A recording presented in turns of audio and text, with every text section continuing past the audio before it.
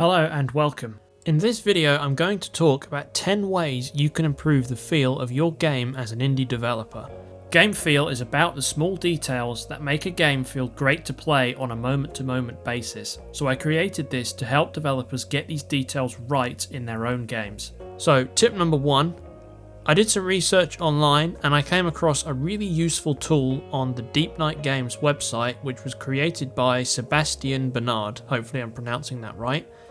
So this is a demo project, not a real game, but it's a demo of a platformer character that is designed to help developers improve the feel of their games. This demo gives you the option to toggle on or off various details that affect how the player character feels to play, without changing any of the actual gameplay mechanics. After watching this video, I highly recommend playing around with it for yourself to see what extra techniques you can learn.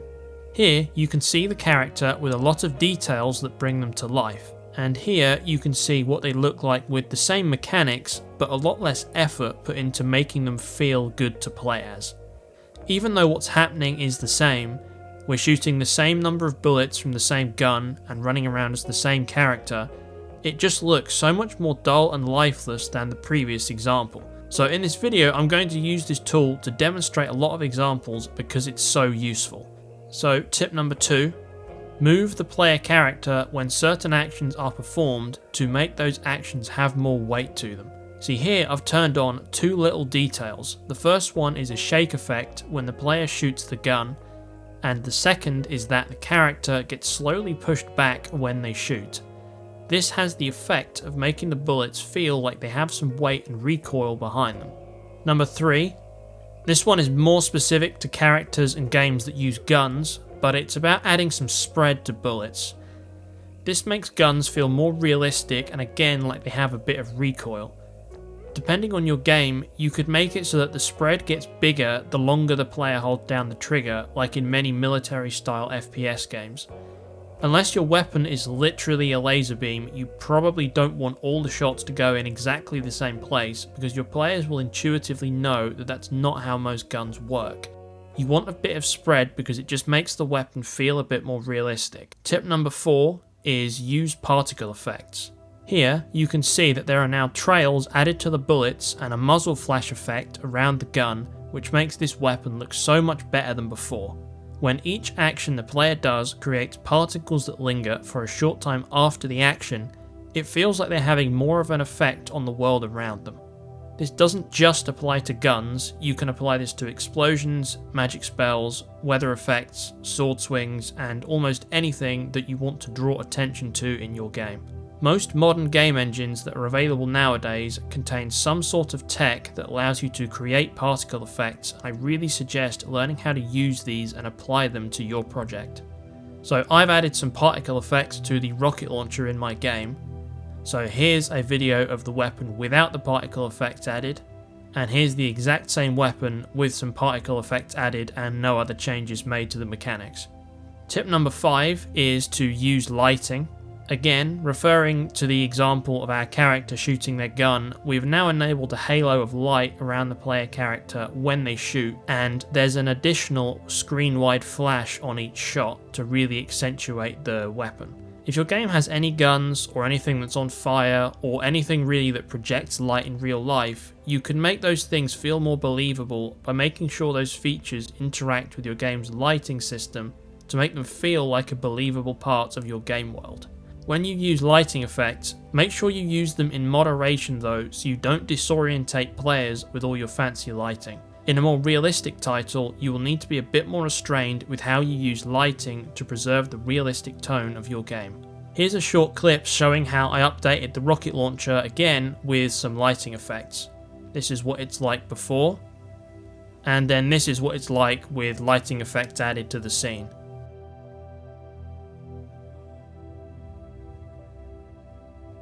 This one's all about impact, specifically when an attack or a projectile hits a surface. Up until now, we have just deleted the projectile and done nothing, but now let's enable the features in the demo for bullet impacts. There's a small flash when the projectile hits the surface, and chunks of the wall fly out in each direction.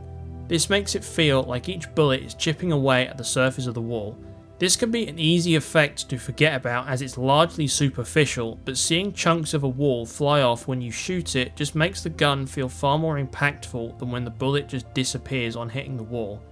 Out of all the tips in this video, I feel like this one makes a far bigger difference than people give it credit for. This applies to things beyond guns as well. If you're swinging a sword and you hit a wall, you probably still want an effect or some chunks to fly off to really accentuate that hit on the wall. Tip number 7, now let's focus on the enemies. As you can see here, when I shoot the enemies in this clip, they get destroyed by the bullets, but they feel like lifeless squares more than actual enemies. In a fast-paced game, I might not even realise I've hit the enemy because there's absolutely no feedback given to the player on a hit.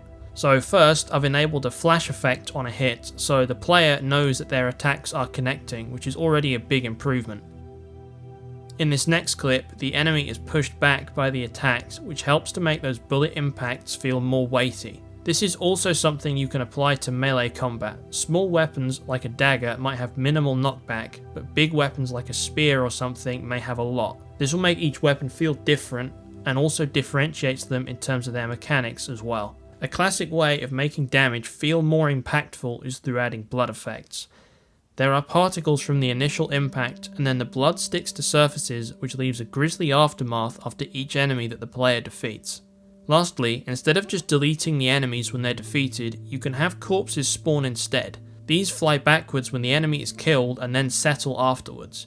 If you don't want the corpses of enemies to stick around after death, maybe for performance reasons, you could have them explode or fizzle out in a burst of particles instead. Defeating enemies is something you want to feel rewarding, so something has got to happen when you kill them, they can't just disappear. Tip number 8, use squash and stretch to make your characters feel more bouncy and alive and not just dull and lifeless. This can be applied in multiple places. First, when I hit these enemies here, you'll notice that they now get squashed horizontally, that is, they get thinner but taller. This makes it feel like you're shooting an enemy made out of jelly or maybe something living that reacts to being shot. You can add this to the player character as well to make their jumps feel more believable. In this clip, you can see how the player gets squashed and stretched as they jump, which makes their jump feel just a lot more bouncy. Squash and stretch is useful to both convey impacts and the power of movement. Point number 9, so we've covered jumps and attacks, but how would you make a dash feel really satisfying to perform? This demo's got us covered there as well. So here's the basic dash move with no special effects applied to it. And here's the dash move when we add in the squash and squeeze from the last point, as well as a particle effect over the player character. This dash is the exact same speed and distance as before, but it feels a lot faster because of the extra effects that we've added to the player to really sell the speed and motion. Tip number 10 is to use Screenshake. Screenshake can be used to accentuate sudden movements or impacts. In particular, this demo adds a screenshake effect when the character lands from a large height. This has the effect of making them feel heavy, which makes a lot of sense considering that it looks like they're wearing some sort of armor. There's also a screenshake effect when we shoot the gun, which helps us to feel the recoil. Screenshake can also be useful to make explosions and other powerful attacks feel more dangerous and almost like you can feel the vibrations through your monitor. Screenshake should be used sparingly though. Too much of it can obscure players' view of the action, which usually isn't a good thing. In addition to this, some players may suffer from motion sickness that could be made worse by Screenshake, so if you want to use this effect a lot in your game, it might be good to put in an option to reduce or disable it if players want to. So let's go through and summarize the 10 points I've covered in this video. First up, move the player character when actions like attacks are performed to make them feel more weighty. Add some spread to guns or attacks to make them feel more realistic. Use particle effects to make attacks and other actions look more visually interesting. Use lighting. Good use of lighting brings game environments to life and helps your game feel a lot less flat. Pay attention to what effects occur when a projectile hits an object. It's easy to overlook this as it's quite superficial, but adding an effect here really helps bring your game to life. Next, get your enemy hits right. Have your enemies flash white, get pushed back by attacks, use blood effects or particle effects, and don't forget corpses or death animations. Don't just have the enemy instantly disappear. Use squash and stretch to make your characters feel bouncy and alive.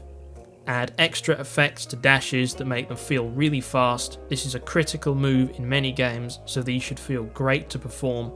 Use Screenshake, but not too much of it so you don't disorientate players. And lastly, try out this demo for yourself on the Deepnight Games website. There has been a lot of work put into it and it's really great, and there's some even more stuff in it that you can learn from the demo that isn't in this video. Check out the link below and try it out for yourself now. Thank you for watching, and I hope you learned something useful in this video that you can take back into your own projects.